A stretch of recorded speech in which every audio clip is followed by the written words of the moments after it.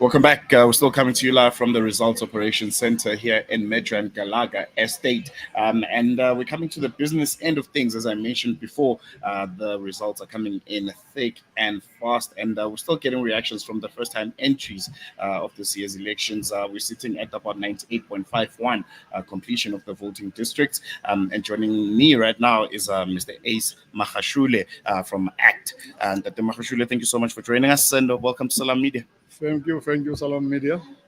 All the best and greetings to all the listeners and viewers, wherever they are in South Africa and globally. First and foremost, before I get into the performance of ACT itself, as a seasoned politician in South Africa, someone that's witnessed elections since the dawn of democracy, a lot has been said about the IEC this year, about how they've been running the elections. A lot of objections raised. What's ACT's position on this? And from your from your review, after so many elections that you've witnessed, what would you make of this year's and give IEC a report card? This year, it's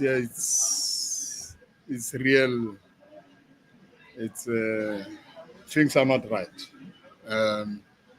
The system crashed, and ARA technicians or IT specialists have gone to court, and they are not even dealing with any other matter. They are dealing with the IT system. They know, their experts know what has happened. When the system crash and everything is off, serious. It's not just a simple matter. It was a crash and then we fixed it. No. IT specialists will tell you that there is some interference in the system, and that's what we believe has taken place. But in the Free State, it's worse, not in one area. It's worse in many VDs in that province.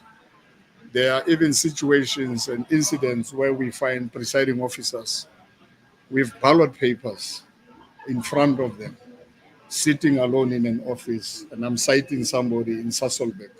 We've taken the video. I'm citing somebody and some leaders and councillors of the ANC in Kronstadt with the ballot boxes and ballot papers. I'm citing VD stations where the results slips are different from the results captured by IEC. Serious material. You can't move from 49 and suddenly you are 600 and something, and you say it is immaterial.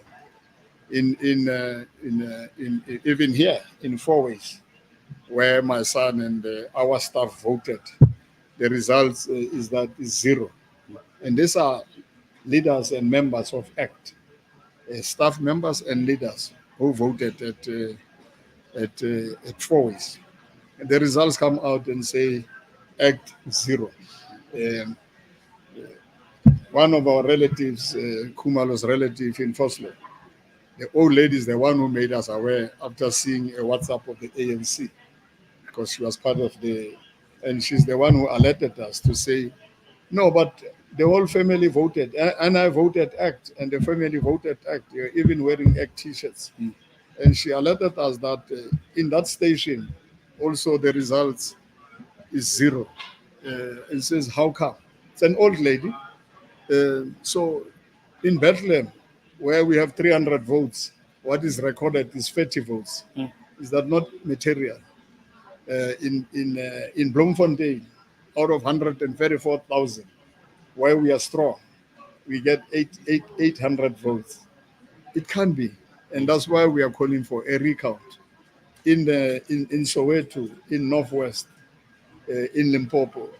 We have registered our, and with proof. It's not something we guessing. It's not something we can't be spoilers. South African, we don't have time to waste time for South Africans.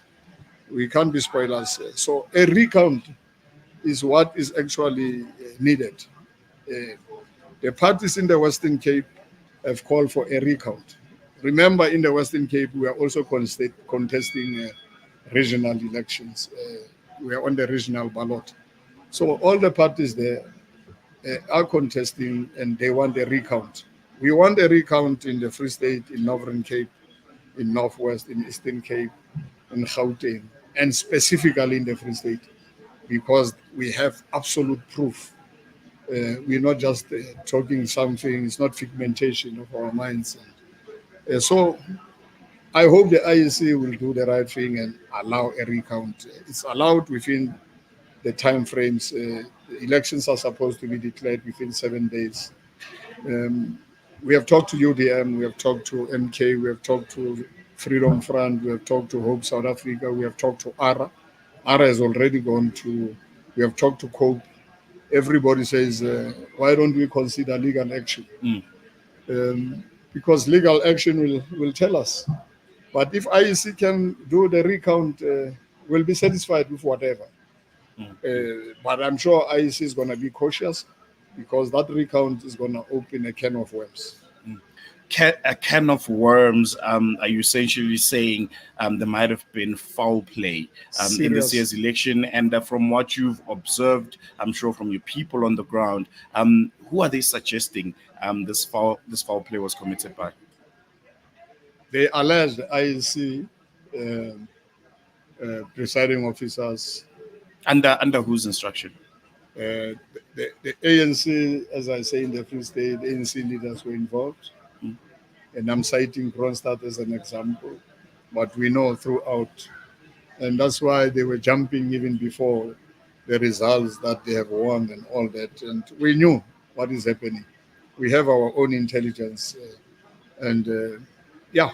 Mm-hmm. I want us maybe just to focus on the bigger picture and where ACT is currently sitting. This is your first time in the elections. You are currently sitting at 0.12%. This is a number that obviously you're saying could have been more. What do you make of your performance outside of the discrepancies by the IEC? Look, we have more than 600,000 members, card-carrying members of ACT. 600,000. We collected more than 120,000 signatures of ex-supporters for us to contest elections. Our lawyer is actually saying, how come, say 120,000 did not vote ACT. It can't be that even half of that don't actually vote ACT. It can't be completely. It doesn't make sense. And that's why we are calling and we are genuinely saying to IEC, please do a recount. And you'll find that there are serious, it's not discrepancies, it's fraud. It's fraud. It's rigging. Yeah. Let's focus a bit on your former political home, the African National Congress, for the first time in 30 years, seemingly about to lose outright majority in the national elections. What do you think is behind this dramatic decline of the ANC? As someone that was within the trenches, that knows and understands the soul of South Africa's liberation movement. If we do a recount, the ANC numbers will even go down. Wow. Because as I say in one VD in Velcom, 49 to 600, it means the results have been tampered with. So arrogance doesn't help. The ANC was too much arrogant. It thought it will be in power until Jesus Christ comes back. It did not remain this organization, humble leadership. It's something else. And I think the people decided to punish the ANC. And I can tell you, beyond this, the ANC is going to even be more divided. Yeah. And you were calling for the support of the MK party in the KZN. They seemingly doing really, really well, considering where we are right now and looking at their numbers. They are leading the province. What do you make of them, and why did you call for that support for the MK in KwaZulu-Natal? I said in KZN we did not register for the province. We did not register regionally. And we said to the people of KZN, please vote MK in the regional and provincial ballots, because we were only appearing on the national ballot.